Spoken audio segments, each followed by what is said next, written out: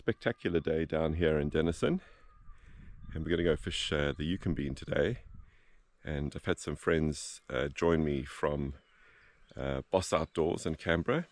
So we've got Nathan and Tony, and Rachel's over there. Rachel's not from Boss Outdoors. She runs a coffee shop and and fly fishes for Australia.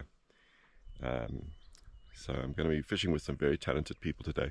And just in terms of me confusing Boss Outdoors and Boss Adventure, the guys put me straight last night. It's definitely Boss Outdoors, and I will forever remember that as being BO. I've got a question here for Tony. Just want to make sure he's ready for the day.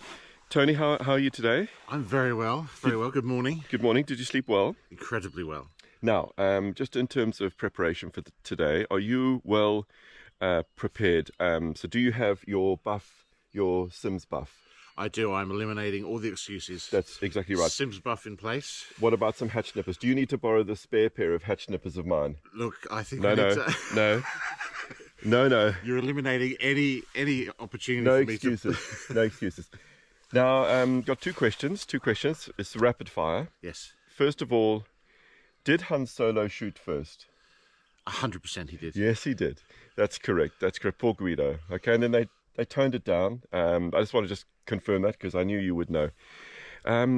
Second question of the day: benefits from your opinion on benefits of a long rod and downsides of a longer rod. And the reason I ask you is because when I was growing up, I only ever fished with a Daiwa Osprey. That's all we had in South Africa, and pretty well the 9 foot meant it was a 6 weight, and an 8.5 was maybe a 5 weight, and you sort of like the rod length almost determined the line weight, but that's not the case anymore. You can get like a 10 foot 2 weight or 3 weight. So absolutely. What are the benefits? I feel, with my limited knowledge, that the benefit of a longer rod is your line management.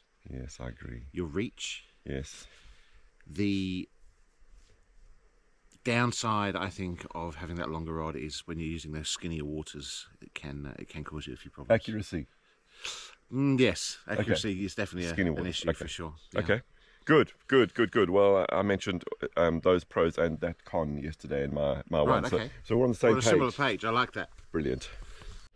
Okay, so let's ask Nathan the same question. Come here, Nathan.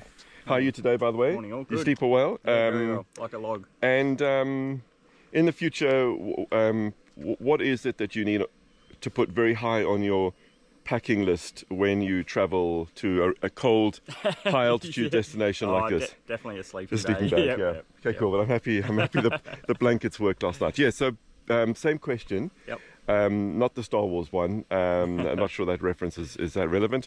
But long rod versus a short rod. Oh, look, number one would be reach for sure. Two would be tippet protection, I think. Those softer tips just allow you to fish much lighter tippet. Yes. That's probably the main reason. Yes. But look, the downside is they are less accurate. Longer rods can be less accurate, Yes. but with practice, you can be very accurate with a long rod. Yeah. It's all about practice. And, Okay.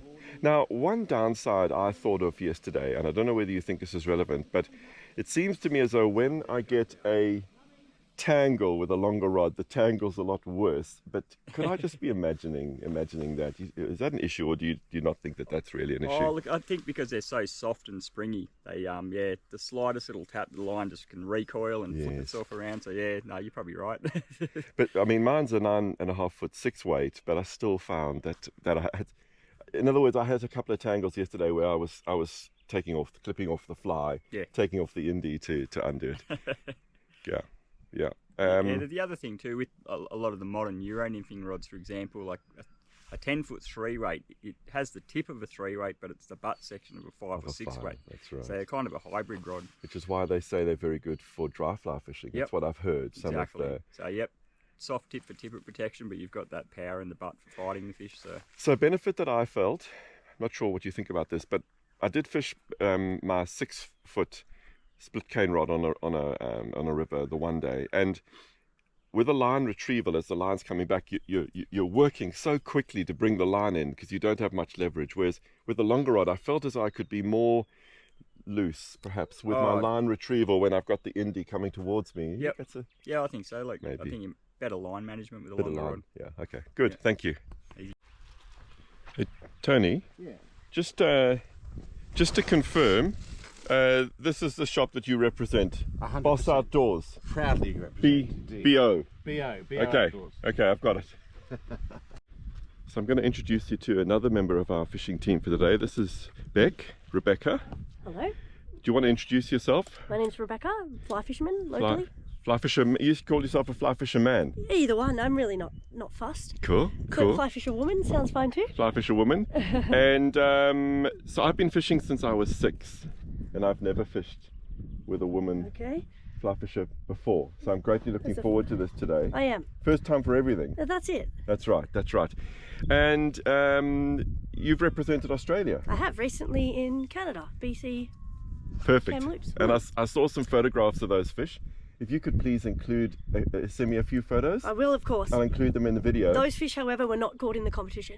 No, that's true. I heard the competition conditions were very tough. They were. Now, in terms of today's fishing, do you think that this camo gives me an edge? Do you think there's anything to the camo? Potentially. Like Okay, we'll cool. see. At the end of the day, we're counting numbers. We'll see. Okay, perfect.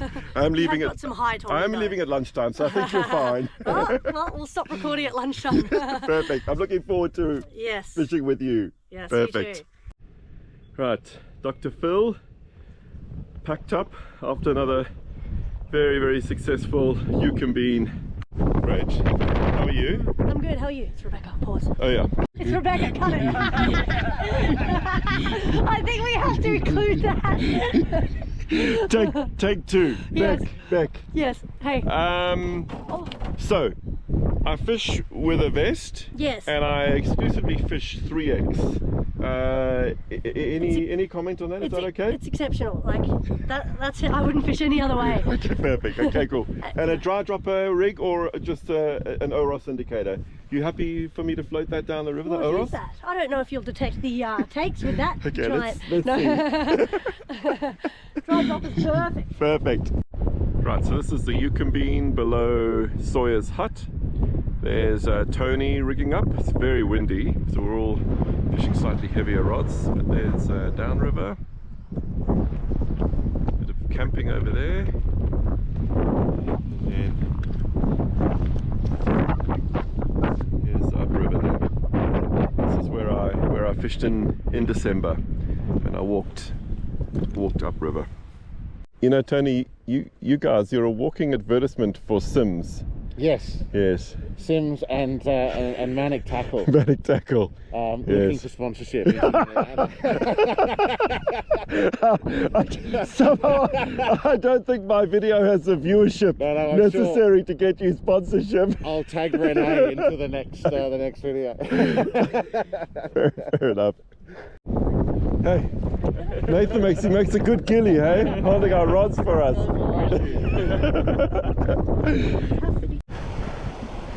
The intrepid fisherman.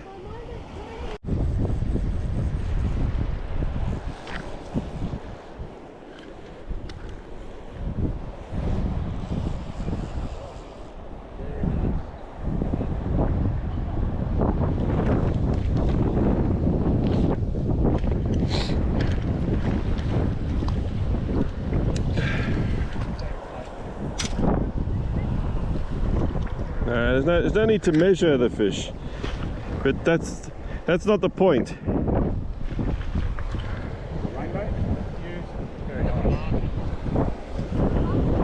Go get bigger, buddy. Oh, my day here is done.